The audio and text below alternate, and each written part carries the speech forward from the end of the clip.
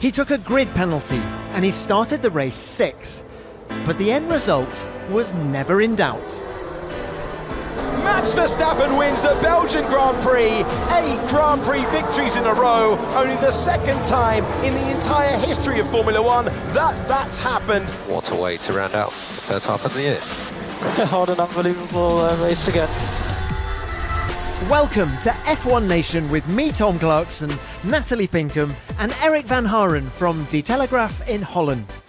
The show comes to you from the heart of the Spa-Francorchamps paddock, where we're going to debrief a fascinating Belgian Grand Prix.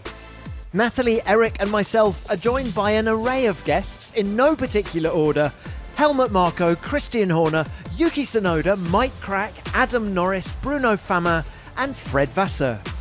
But first, let's hear from the top 3 finishers, starting with the man of the moment, Max Verstappen. Basically, as soon as I had my stop onto the medium, I could feel that the car was in a much better window and I could go a lot faster. So from there that was really where it started to come alive and really enjoyable to drive. Once I got in the lead also, I could really look after the tyre as well. But then, of course, the rain started to come down, so you had to slow down quite a bit in some places. And once that cleared, we went back to a soft tyre set. And again, the car was well balanced, and it shows that, you know, once you're not in traffic, how much better you can be on tyres. So, it was, again, a great race, yeah. Now look, Max, you're leading the championship by 125 points. Does the summer break come at a good time or a bad time for you? Would you rather keep the momentum going and have another race next weekend? I don't think it matters a lot, to be honest. I just want to have a nice time now, have a bit of time with family and friends, and then we'll go to Zandvoort. I mean, it's a completely different track again to Spa, but I'm expecting if we do a good job with the setup, we will be quick. All right, very well done to you. Have a good break. Thank you. Checo, coming to you now. Your best results since Miami, 7 races ago. What is the most satisfying aspect of this second place?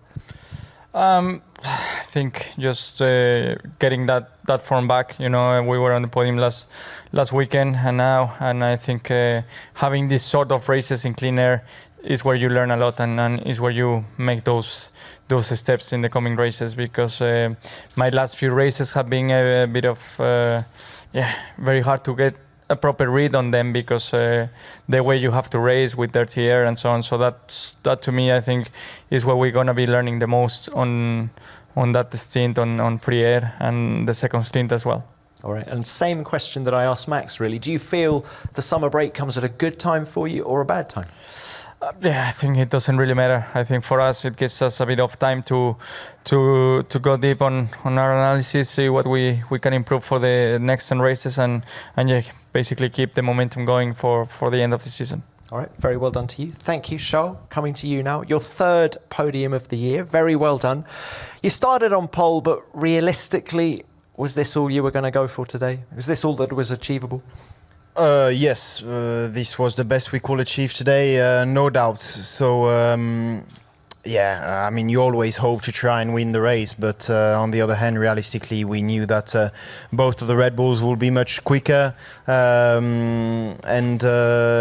our target was to maximize the points with the package we had, and honestly, I don't think we could have done anything better today. Well, Nats, was that one ever really in doubt? Probably not, no. And when you see the margin with which Max Verstappen won that race, 22.5 seconds ahead of his teammate. I mean, fantastic for Red Bull to get a 5th 1-2 of the season, and Perez will certainly be bolstered by that, getting back on the podium, his best result since Miami. But actually, I think when he steps away and reflects on the margin that Max had over him, he's going to be, well, probably a little bit disheartened. Well, Eric, you've seen every one of Max Verstappen's wins in Formula One first-hand, up close. How good was that one? Very good, but I was not surprised at all because he's so confident in the car all weekend, all season. Or maybe after the Baku weekend, after Miami, he won every race, of course, but he's so confident in the car, but also his whole side of the garage, they are so confident. If you speak with them before a race, even if he missed out pole position last week in Hungary on 3,000th of a second, but they were so confident, oh, tomorrow normally we will win. We're not being arrogant, but confident, let's say it like that. It's small margins.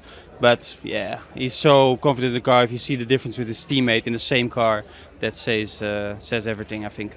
I was a little disappointed. Lap 17. I thought he'd get there. I thought he'd get to the front sooner. Stop it, TC. You're ridiculous. This is a weekend that has thrown everything at him and indeed all the drivers. The conditions have been incredibly difficult to navigate.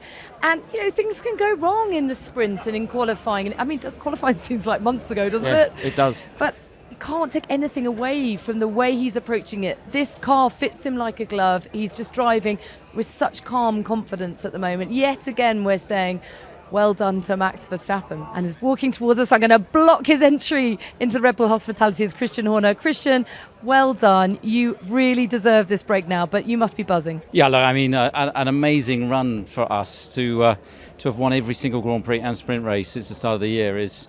we couldn't have even dreamt about that. So, phenomenal performance by the whole team. And it's not just what you see here, it's everything going on behind the scenes in the factory as well that enabled days like today. Max's performance today? Outstanding. I mean, he just keeps raising the bar, and I think he's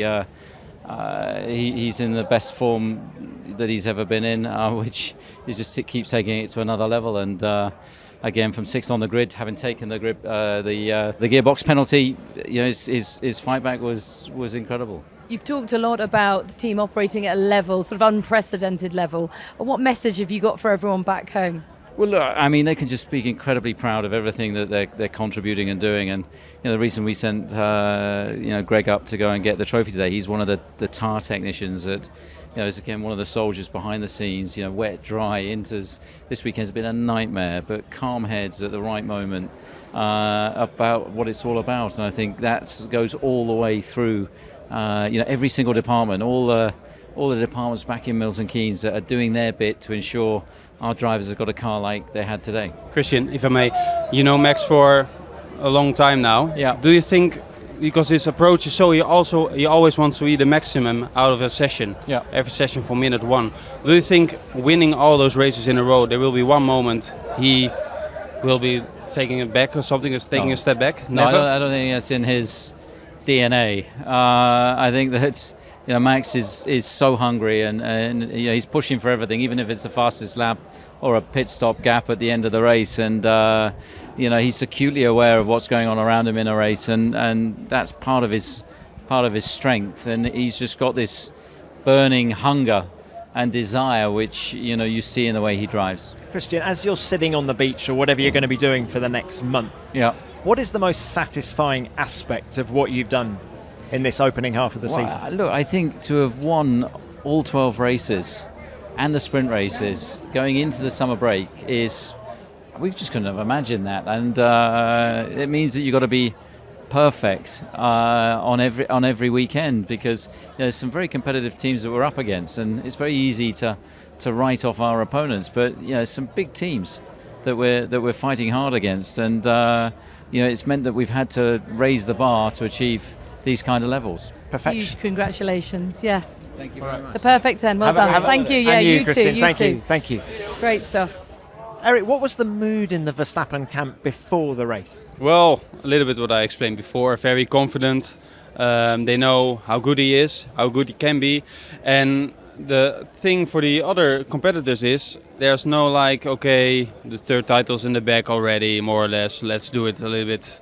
Let's do it easily. Because you saw as well last Friday in qualifying and last week as well in qualifying, he can be so pissed off. If you don't see the result, you think, okay, he's like P15 or something, and then it's only P2 or P3 or maybe P1, but not even happy in the car. So yeah, I think we get it on more and more weeks and months, because that's the whole mentality in the whole camp, and that's the way I think he got raced by his father. He's a few meters away from us, but his father raced him like that as well. Always go for the maximum result possible, and I think that will not change. And for Red Bull, I feel they've got the record proper now because they've got the 12 wins in the same season. It didn't rest easy when we started adding one on from the end of last year. They've got it proper now. 12 wins, beating McLaren's from 1988. Yeah. Their 11 wins. Yeah. Would you agree? Yeah, 100%. I mean, I kind of believed it before. I felt like history's been in the making for some time. It interests me that Nico Hülkenberg's just walked past us to go into Red Bull. What's going on there? Well, funnily enough, Eric, that was a news story this weekend because Helmut Marko was bigging up the efforts of Nico Hülkenberg, wasn't he? Yeah, and he's doing well, but I think that he has a very good connection with the Verstappen camp. And I think Max is here with his private jet, and Nico lives in Monaco, so maybe that's the reason he is here, because he has his bag already with him and he has changed his clothes. So I think that's the reason, but we can check that. But Nico and Max, they get well along together. I think if they will not be teammates in Formula One, you don't have to be surprised if maybe in a few years' time they are going to 24 Hours of Le Mans together. I told Nico that I loved his Ken hair, you know, the peroxide blonde hair. I really do. But I fear that he might think it brings him bad luck. Yeah, because he's had a bit of a shocker, hasn't he? The last two races, you're Poor absolutely guy. right. Yeah, here comes Max and Checo, fresh from their celebrations. Helmut, can we just grab a very quick word with you as you walk past? You've got a bit of Red Bull overview. Yes, how were the celebrations? I got a stalled start. That's why I got so much Red Bull on mine. No, it was fine. And after such a weekend, I mean, what else can you expect? It's so unbelievable. The performance of the whole team, pit stops, tragedy, the drivers. And we do some entertainment, the conversation between Max and GP. I think that's also... Helmut, I've got to the point where I'm thinking you're doing that deliberately now, just to give us a little bit of interest. You have to see that Max is something very, very special. And now we go for the record. So that's where the excitement is. Hey, look, quick word on Checo. Max was obviously brilliant, but Checo Perez got his best result since Miami. Being second behind Max is like a win. You know, there won't be any other driver who could stay with him on one level. Maybe Alonso and Hamilton would be nearer, but nobody could beat him at the moment. Even though the gap was 22.5 seconds? Yes. Won't he be a bit disappointed with that? No, I know how good Max is. You know, that has to be considered. That is something. You know, he's nursing the tires and he's still going fast. He can read the race and he's so far ahead. What he's doing is already past. So it's unbelievable capacity in his head. Final one from us, Helmut. Do you feel the break comes at a good time or a bad time for you guys? Would you like to keep the momentum going? Do you wish there was a race next weekend? I would like to keep it going, but for the people who are really hard working, like the mechanics, they need to recover. Great stamina. Well done. Well done, Helmut. Enjoy Thank it. you. Congratulations. Thanks for your time.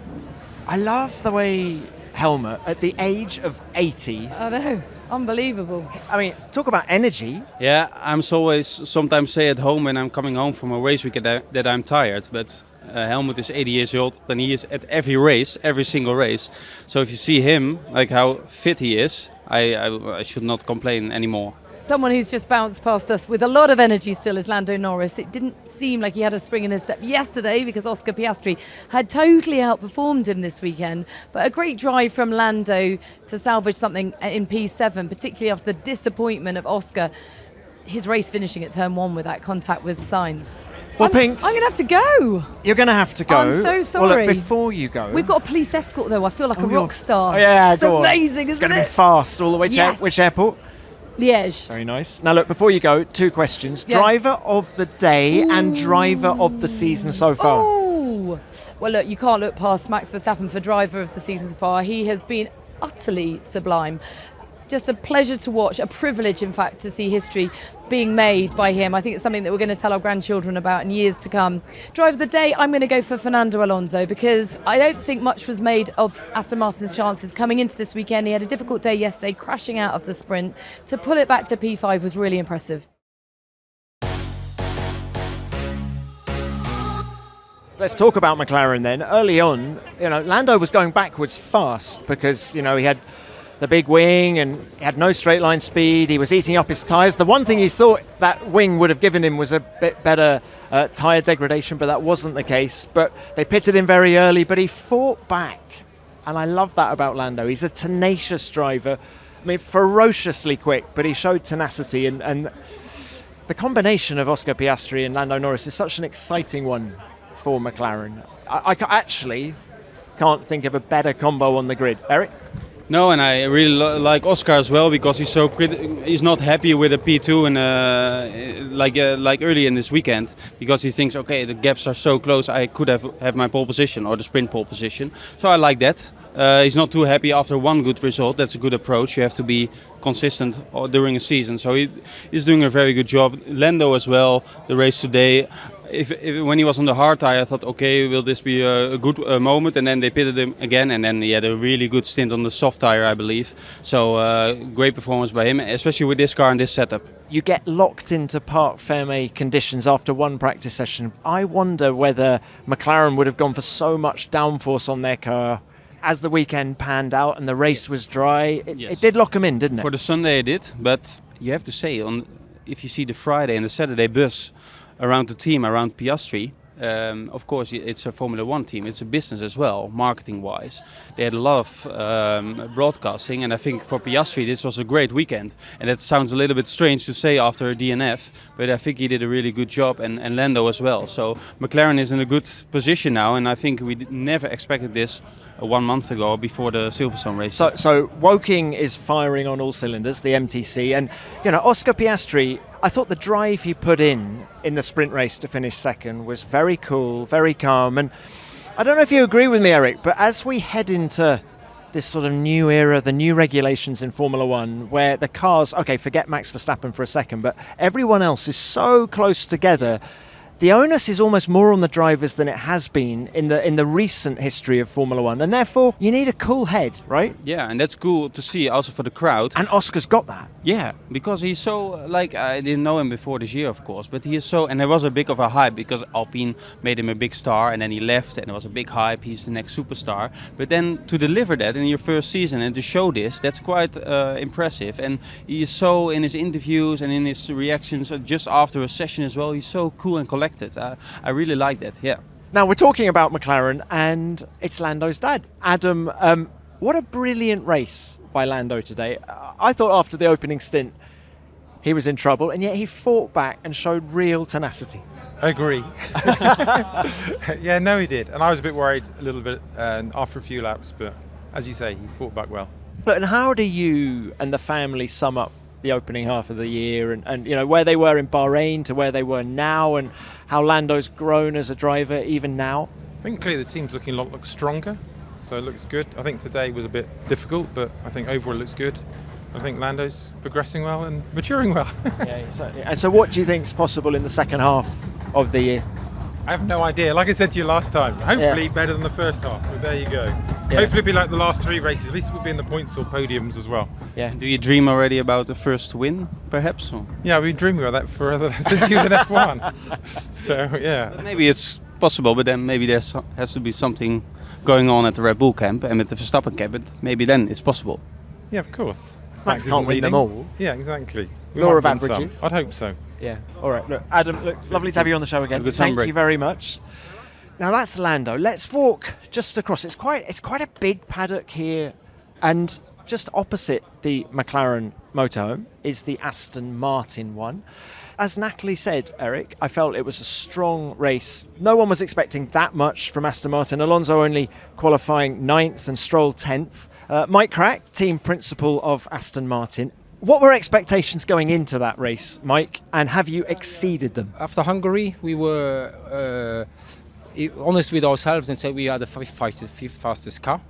And we qualified 9th and 10th, so without having really any dry running or any time to set up the cars. So our expectation was that this was where we still are. And then it was obviously a positive surprise that we were much better in the race. We had obviously a good start with Fernando and could gain some places, but then from what happened lately, we thought that there was some more competition coming from behind, and this was not the case. So quite pleased with the result. And do you have for the second half of the season a lot of upgrades planned, or are you focusing more on 24? We are focusing on 23. We will bring more upgrades in the upcoming races because we want to to go back. It was nice to be where we were in the beginning of the season, and we want to go back there.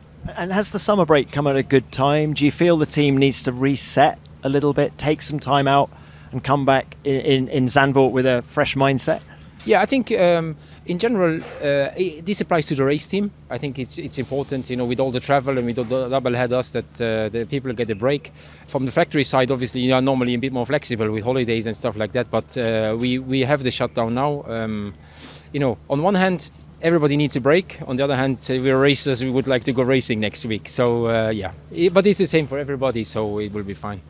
We don't want you to miss your flight, so good luck with that. Thank you very much. Thank you very much for your time. That's Mike Krack. Thank you, Mike.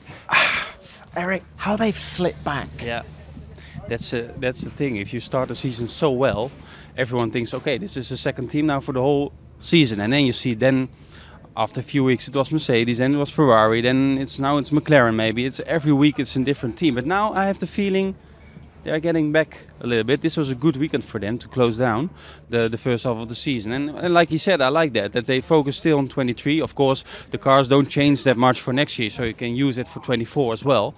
But I like to see it. If they can deliver Fernando a little bit a better car, I think he can be on the podium a few more times for sure. And maybe even win a race.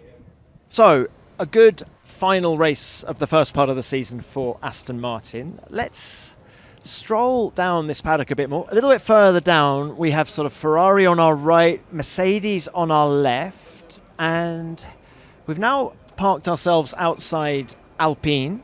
And after what's been a pretty turbulent weekend for this team, Eric, let's be honest, I thought Ocon in particular drove a stunning race from 15th on the grid to 8th. He was aggressive, some brilliant overtakes around the outside, just the shot in the arm the team needed after what had been a very good sprint yesterday with Pierre Gasly coming third. Yes, and Gasly had a good run on the soft, a really long one, but then he dropped back, of course. But Ocon was really impressive, one of his best races of the season for sure. Can we move in and perhaps see the boss, Bruno Famin, on track? It's actually been a really positive weekend for you guys, with the third place in the sprint for Pierre and then Ocon again today. Yeah, I think the difficult day was on Friday, where the quali for the main race was not what we expected. Really, we missed it for question of timing mainly. Yesterday was a good day, good quali and good result. Pierre doing third on very difficult conditions, and today was good. Considering what happened on Friday, of course, I think our two drivers were amazing. They made very, very nice They overtook quite nicely. It was good for the fan at least and for the show. But we made a good strategy with the tires. It was not easy, like for everybody with the weather. But we are happy with the strategy. Pierre has been a bit unlucky at the start, being blocked by Piastri.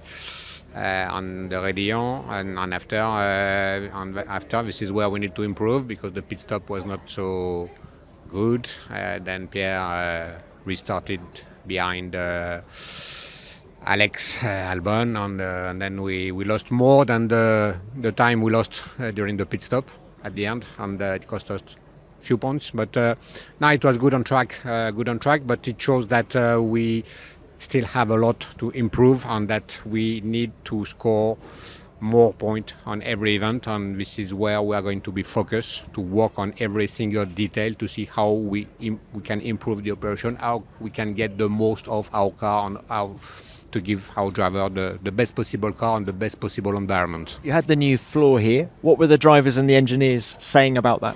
Always difficult to say if it's the floor, the package. I think the driver were quite happy with the car. I think that with the soft tire, the car was working really well today. The driver were happy with it, and of course the new floor is part of that. Bruno, that's on track.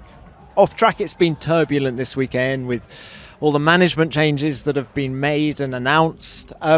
What is job number one for you as the new boss? Like Monday morning, what happens from now? Job number one was, on it still, because I will do it again on Monday, to talk to the staff, to all the people on the staff, to share what is going on, to explain what is going on, and to make sure that everybody is on board, because It's we need all the energies. We need everybody on board, and of course for all the guys, it's a bit difficult to get all the information. And I'm going to Enstone tomorrow to share this information, the explanation, to answer questions with all the staff in Enstone. And there's a lot of speculation about who's going to be the new team principal, who's going to replace Pat Fry. Have you given yourself a timeline for when you need to have made those appointments? No, there is no timeline, because I think we need to assess really what is the situation, but we will not wait for the full assessments for moving things, because we need to improve from one race to another, step by step. And what I would like to introduce is the constant improvement in the team. For example, you mentioned Matt Harman is doing a very good job. I think I fully trust Matt. He's managing the full technical team. Then there is no hurry in replacing anybody on the technical side. On the sporting side, I fully trust as well Julian Roos, fresh blood. I think he has very good idea. I'm going to share with the staff tomorrow. That's why I cannot comment it now here.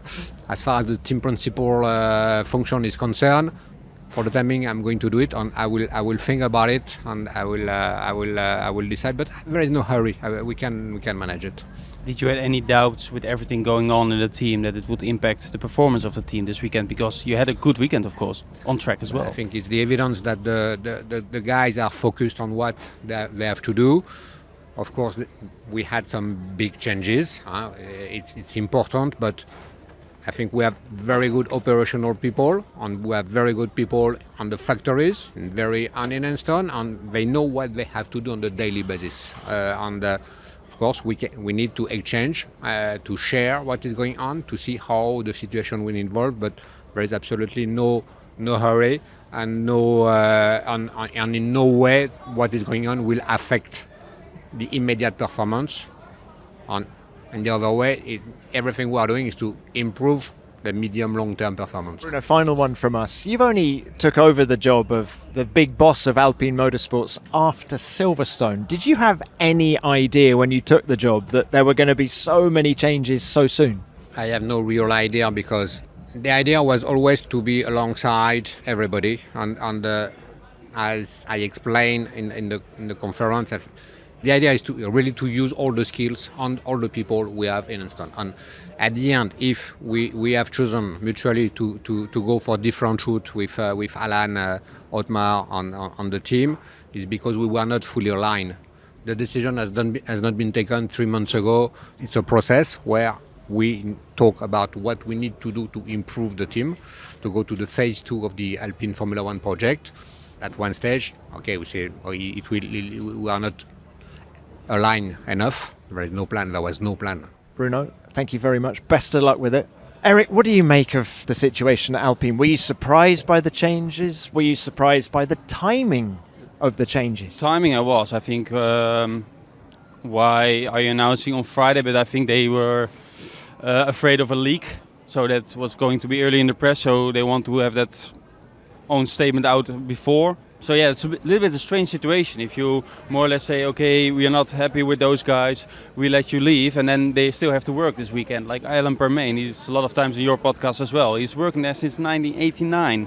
I'm really curious what they will do in the next couple of weeks or months. But the most important thing is that the performance on track will be solid, and this was a good start of that side. But I was surprised about the timing, but it's the same with AlphaTauri and Nick de Vries earlier. A lot of people thought, okay, when it will happen, and it will be in the summer break, but that was also 2 weeks earlier than a lot of people expected. So that's typical Formula 1, you never know. I think you make a decision and you act on it immediately. That seems to be the way now. Yeah, but I think that's a good thing. Maybe it's harsh, but also why should you leave people a few weeks more, let them hang or let them work in a factory? You know they are not happy anymore, they know they have to leave. Everyone knows they have to leave because the paddock, everyone knows each other and everyone is chatting. So just do it immediately, and then you can go on the summer break, because otherwise, also for us, tomorrow we are home, and then we got the press release from Alpine and we have to work again. It reminds me of summer break last year, right? Yeah. When we had the Alonso news. And a few years ago with the Gasly Albon swap at Red Bull. So it never stops. We have to be happy with this. The Formula 1 news cycle never stops. And As for team principals at Alpine, one of the stories going around this weekend is Mattia Binotto, the former Ferrari team principal. He knows Luca Di Meo very well, who's the big boss at the Renault group. Can you see that happening? Yeah, but I heard he was not, from people who are close to Binotto, that he's not interested, but I don't know if that's the fact, if that's true. It will be, I think, a very good choice because Binotto is respected at Ferrari as well. I still think Ferrari shouldn't have let him go. He has an amazing track record and amazing knowledge. Yeah. He's been there for more than 25 years. Think what that man knows. It's not a big risk to take him, that's for sure. So I think that will be a good option for sure. I didn't hear any other names until now, so I don't know if Binotto is the name that everyone thinks, okay, that can be logical because of the connection you mentioned, or that it's already in a concrete phase. Now, the big boss at Ferrari has just come out, Fred Vasseur, team principal. Yep. Fred, what a joy to see Charles back on the podium as we go into the summer break. You must be thrilled. Yeah, it was a good weekend for us. I think it went well in every single condition. Slick, wet, inter, long stint, short stint, and it's good to finish the first part of the season on the positive tone. Now we have the break. We have to understand why we are not inconsistent, but I think it's true for everybody into the whole group, like between P2 and P11. It's so tight that you can move from the top to the bottom for nothing, but we have to come back a bit stronger. Did you expect to be as strong here as you were? No, but again, that it's very difficult to know. It's not anymore with 2 tenths between each car. It means that you were able to do a prediction or a forecast of your level of performance. Today you have 10 cars in 2 tenths. It means that for every single detail you can move at the top or not. It means that we don't have to, but I'm not like this at all. So okay, next weekend we'll be in a good shape. Next weekend I'm just focused on myself and on the team, and we are trying to get the best on every single track. If you have to rate the first half of the season from 0 to 10, what is your conclusion? We are not at school. No. You didn't like school in the past? It is the school holidays. All right, but what can Ferrari achieve in the second half of the season then? Target is always to do a step forward, to improve that. I think we are somehow in the right way, because to finish like this, it's a good tone and a positive note. But again, that we have to be a bit more consistent at the front of the group. Fred, have a great break. Thanks for your time. Thank you. You deserve a break. Well done. Well done. After the disappointment of Hungary last weekend, where I expected them to be strong, they really surprised me this weekend with their pace, the fact that Leclerc was so strong on the soft tyre. I mean, think back to the early part of the season when they had all the tyre deg problems, and yet they were going pound for pound with most other teams out there apart from Red Bull. I don't know how this is with you, but every weekend Ferrari is for me the most difficult team to predict what they are going to do. And sometimes they even say themselves, oh yeah, we don't know what happened. But I think the temperatures today in Spa were good for them as well. It was quite cold. And you saw it earlier in Canada as well. They were quite quick in Canada as well, but then they had not a good Saturday, so they had a race to catch up and not to race from the front. So that the temperatures were good for them, but still they are like up and down, up and down. It's so difficult for me to say, where are they now? Are they the second team? Are they the third team? Are they the fourth team? It depends on the weekend. Track and the weekend and how they survive and how the tactics are. But there's a lot of work going on there since Vasseur entered, but he has to do more work for sure. And it's a project. That's not the best word, but it's and you cannot turn things around in 6 months. So I think we have to wait for sure the second half of the season, and then maybe the start of next year they can close the gap a little bit to Red Bull, but also maybe if they are the third team, to the second team. For me, what I like to see Ferrari doing is just becoming consistent. You know, lots of mistakes in Hungary last weekend, and yet they executed, from at least the pit wall point of view, they executed a brilliant weekend here at Spa. The one blemish, if you like, was Carlos Sainz at turn 1. And the Belgian Grand Prix is go with a great reaction time for Leclerc, who's got the lead. That's a lock-up for Carlos Sainz. He's very close to being tipped into a spin there. There is minor contact there with Oscar Piastri, who's damaged the front wing. Yeah, a race incident. You always see this almost every year in Spa in the first corner. That's why Verstappen said, okay, I will get out of trouble because I know what can happen there. I think he had once with Kimi Räikkönen in 2016. Yeah, so difficult there. And for Sainz, he was locking up, and then Piastri, I felt sorry for both of them because I like them both. For Sainz, it's again hit back when he was starting from P4. Sometimes I think, okay, you just need a clean, because sometimes he has a good Saturday and then the Sunday he has bad luck or something happening. You just need a few clean weekends, but yeah, that's not happening. So that's what you mean, consistent. Consistency is everything in Formula One, and you see how difficult it is, even for experienced drivers. Carlos Sainz, who is here since 15. Yeah, and for Charles Leclerc, it was his 3rd podium of the season. It's interesting, isn't it, that when the car is good and the team is not making mistakes, it does seem to be Leclerc who's getting the results and not Carlos. Yeah. That's for sure. I mean, that's not an opinion. That's fact, isn't it? Yeah. And you see, Leclerc is a qualifying beast, but this year in the race he's quite good as well. And today he had a really good stint, as you mentioned. So I missed a little bit the spectacle for P3 or P2. We had it in a lot of races this year with the best of the rest spot. But now Perez was solid second, with Max was way ahead, of course, and then P3 was quite solid for Charles. Lewis came a little bit close at the end, but we missed a little bit the fight. It was quite a lonely race for Charles. Yeah, but he did well. He didn't make any mistakes, and I think he really liked to have a lonely race at last. So that's Ferrari. I think they're probably welcoming the summer break. Yeah.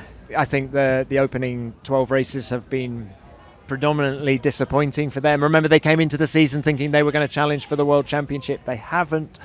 So they can reset back in Maranello. And what about Mercedes? What's your take on how things went? I mean, Hamilton with fastest lap and finishing 4th was good, but I'm guessing they expected more, right, when they came here? Yeah, I think so, because they knew, I think they were like Hungary. That track was better for them than Spa. They already said, okay, Spa can be difficult with the top speed and stuff, but I think it was a damage limitation for them. And they are quite, we talked about consistency, they are quite consistent. They are quite comfortable on the P2 in the Constructors' Championship. And Russell and Hamilton, they're finishing almost every race. That's a big thing. And I have to say, Lewis, of course, you know, in Holland he was the big enemy in 21. But I think a lot of people has to have respect already at that time, of course, but now as well. If you see the last couple of months, he's beating Russell almost every week, and I think it's impressive what he is delivering and how solid he is and how consistent. Yeah, I mean, well, Russell had his qualifying issues in Hungary last weekend, didn't he, in terms of Q18, traffic, etc. But here, I mean, I think George has admitted as much. He struggled with the car all weekend. He qualifies 8th. Okay, he drives a decent race to 6th, but yeah, he wasn't in the... It was a very different race weekend for him compared to Hamilton. And it's so difficult to find a good setup in a weekend like this. Sprint weekend, only one practice session, rain, suddenly a dry race, or not suddenly, it was expected, but a dry race with a little bit of rain. So yeah, I can imagine if the setup is not that good and you find out on Sunday afternoon during the race, you cannot do anything about it. And there's one slightly worrying aspect to what happened at Mercedes this weekend, is that both drivers said afterwards that the bouncing, the porpoising of last year came back in this race. Now, as you say, they didn't get as much setup time, but you know, Mick Schumacher works pretty much round the clock on the simulator back in Brackley in the UK. There are no surprises. I would say that's a worrying development. Yeah. Lewis said it was as bad as it was last year. If Andrew Chauvelin or Toto was around, this is a question we'd be asking them right now, but they're not. It shows, because these cars we use since the beginning of last year, how difficult it still is for a team like Mercedes, with all their experience, to find out all the secrets of the car. And of course, we know they changed the whole thing of the car at the beginning of the year, and they work still on it, but still they find some secrets that they find out now. So that's quite worrying. It's like now it's July, almost August, so we are 18 months in this new era of Formula One, and they still have weekends like this. That's I think a pity for them. It's Yuki Tsunoda up against his old teammate. These two got along famously when they were part of the AlphaTauri setup, but it is Pierre Gasly being passed by the Japanese driver, who is having a superb run. Check the tech, P10. Yes, Yuki boy, yes. Thanks guys, what a way to finish the first half of the season. Let's keep pushing like this. Yeah, fantastic race, Yuki. Fantastic race. Yay, Yuki, back in the points. What a brilliant way to end the first part of the season. Yeah, I was very happy. Now I can have a Negroni finally, which is kind of the routine. When I score points, I can have a Negroni. Other than that, we save for Negroni for the next points. But yeah, last couple of races, last 4 months I didn't have a Negroni, so yeah, I'm looking forward to it. Yeah. Tell us a little bit more about the race, the pace of the car, some stunning overtakes as well. Oh yes, I enjoyed it. The car was flying from the beginning, and we also aimed for the dry condition anyway from the start of the race week, which we paid off in the end. So good job for the team. Yeah, I think everything went well. Yeah, I super enjoyed it. I didn't have such an overtaking quite a long time, so yes, it was good. And what about the car? Is it a little bit more easy to drive if you compare it with a few months ago, or still track related? Yeah, car characteristic itself is not much difference in the end. I think we brought a couple of upgrades every races, which kind of adding a bit more load, less drag, which in the right direction. But I think compared to competitors, it's not enough yet. But I think this track and also how we approached this race week was good. I think we focused on Sunday. We sacrificed those Saturday, Friday, those rain conditions, and we knew that, but able to maximize the performance in Sunday in dry conditions. So that was definitely the kind of key points. Brilliant, Yuki. Where are you going for the break? Are you allowed to tell us? What are you going to get up to? Well, I will stay in Europe. I won't mention because you guys are too famous, so a lot of people are listening. So I won't say the location, but I'll stay in Europe and enjoy the summer break. And probably last week I'll do a bit of a training camp and to prepare for the Zandvoort. Zandvoort must be a very physical track, so yeah, have to prepare. All right. Well done. Thank you for your time. Have a great break.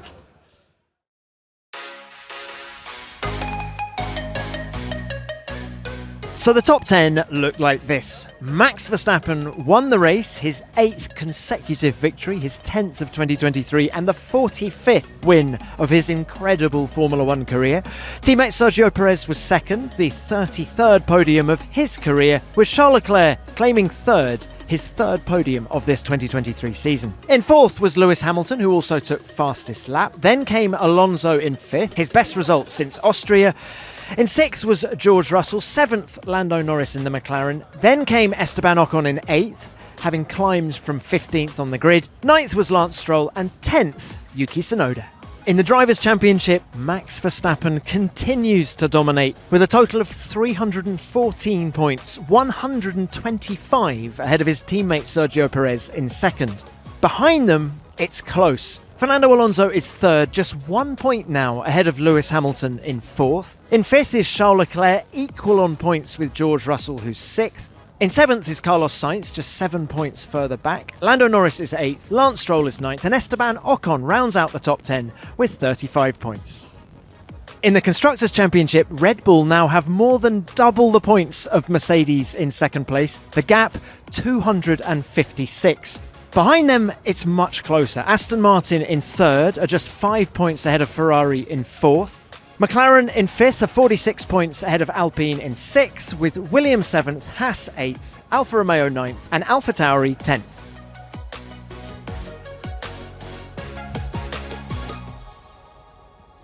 What do you think, Tom?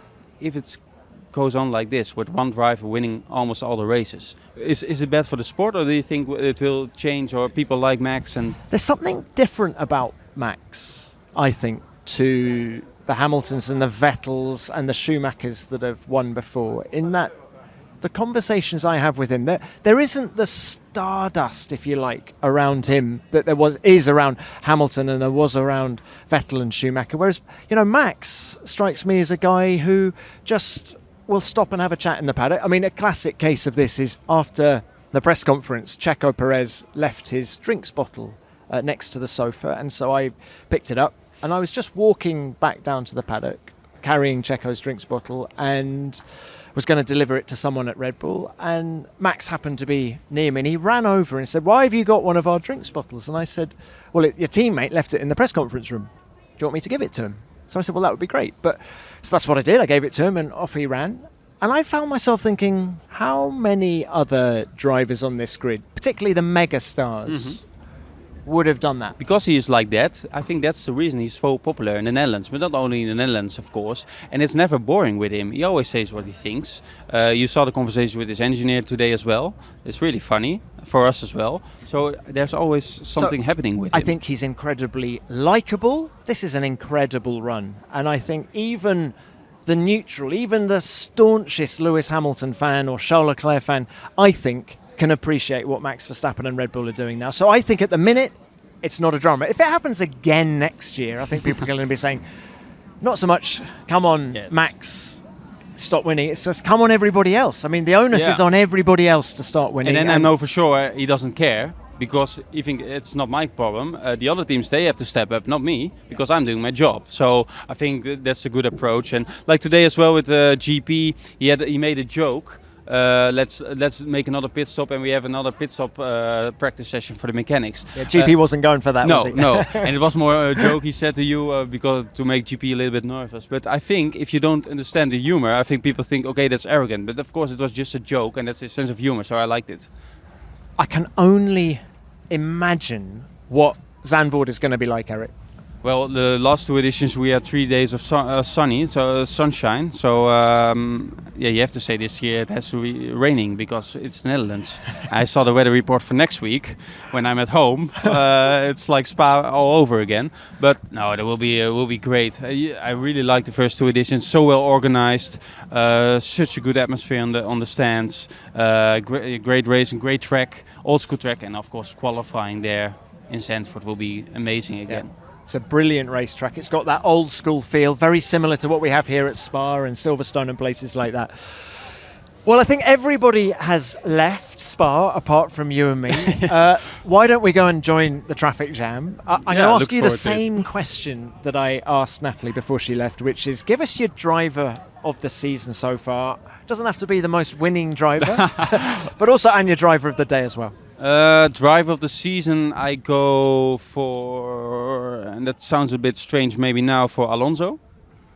Because I think we always tend to forget the beginning of the season, but remember the beginning of the season, how good he was and how on top he was. And it's not that he's not as good as that time now. So I think with the better car he will be good again. And driver of today for me was Ocon. Yeah, I think he had a great race, and with everything happening in Alpine this weekend, I think for him it's a great moment to go like this in the summer break. So he was my driver today, but as I said, I named Alonso as driver of the season, but of course there's only one driver of the season for now if you look at the facts, but that was a little bit boring answer to give for me as a Dutchman. And if you were to choose Max Verstappen's best win, all right, he's racked up 10 of them so far. Which Miami, without any doubt, because he came from P9 after he made a mistake in qualifying. He was very criticizing himself on Saturday, and that was for me the turning point of the season, because at that time Checo was only 6 points behind and he was in pole position there in Miami, and then he wins from P9, beat Checo, and then since then it's unbelievable because he won every race, Max. Every sprint race, every normal race, 10 in a row if you count the sprint races as well. And Checo, of course, he has a lot of pressure from his home country. He's so popular. Okay, he will be maybe the new champion. And now, of course, we know who the champion will be. But Miami was, in all facets, was the best race of Max, I think. Well, you stole Esteban Ocon off me. I'm going to tell you my driver of the day. I thought I was going to say, and I think it was great from him. But if you've said that, I thought another guy that stood out was a man we spoke to earlier who might well be drunk by now on Negronis. Yeah. I thought Yuki Tsunoda did really well, and I think he was under pressure. I think he was putting himself under pressure because Daniel Ricciardo came in last weekend in Hungary. He out-qualified him, and I think it was a wake-up call for Yuki, and I think for him to bounce back like he did and get back in the points was a really good thing for him. And I'm going to say for my driver of the year so far, what I know you really wanted to say is Max Verstappen. Yeah. Because just... I mean, you can, with all, if you like a hater of Verstappen, you cannot say another driver because he's just brilliant. Yeah. He is exemplary in everything he's doing, in the car, out of the car. I love the fact there is no waning at all of his motivation, and goodness knows where this run is going to end. I made a piece for the newspaper for tomorrow, and I had to find out the first half of the season, when did he make a mistake? Ocon. I can't think when. I suppose that Miami qualifying. Yeah, that was the only thing. And then it was only at one run, and he couldn't do a second run because Charles crashed. And then the good thing then was he could easily have said, Charles, the crash, a red flag. I couldn't go for a second run, blah blah blah. No, he said I had to do a better first lap. And then after the Baku week, it was a week after Baku where Checo wins, and I knew. Okay, I think I know Verstappen a little bit, and normally after a bad weekend or a disappointed weekend, the weekend after he is flying, and he was flying on the Sunday in Miami, and since then he is flying. So sometimes as a journalist you want to be criticizing and you want to find something, but it's so difficult with him. He makes our work so difficult and so easy at the same time. It wasn't a mistake, but Eau Rouge today, that sideways moment. Yeah. My goodness. Yeah, Helmut Marko told me. We were a little bit nervous when we saw the onboard, yes. And I think his heartbeat was a little bit like this as well. But that was only the only thing, and he still had some space because of the runoff in Eau Rouge since a few years, so that helped him as well, maybe for his feeling. Heart in mouth moment for him. Well, look, Eric, I've kept you long enough. Let's go and join everyone else in the traffic jam. It's been brilliant to have you on the show. Thank you very much. Enjoy the break. You've got your little daughter at home waiting for you. Are you going to get some time out? Yeah. Yesterday she was standing for the first time on her own, so I missed that. So I hope she will do that too. It was not the first and last time she did that, so that will be okay. No, I'm looking forward to the summer. I think I stay at home, not traveling. I like that. And in Zandvoort I can sleep at home. So I think I'm more than a month at home. So I hope that's unusual in this business. I hope in September I still have a relationship with my girlfriend, but that will be okay. Eric, thanks so much. Thank you very much. There's one team we haven't talked about yet, and that's our F1 fantasy team, F1 Nation Racing.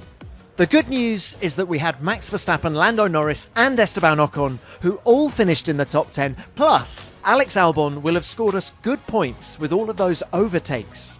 And our continued faith in Aston Martin was rewarded with both cars in the top 10. I hope your F1 fantasy team had a good weekend, and if you'd like to play and join our league, it's totally free. Just search for F1 Fantasy, then join the F1 Nation World Championship. Well, that's almost it from us. My thanks to Natalie and Eric for their help, and to all the guests who joined us during the show. There's now a 4-week break in the F1 calendar, but fear not, F1 Nation will be with you throughout August, so I'll talk to you again next Monday. Thanks for listening to F1 Nation, produced by Formula One and Audio Boom Studios.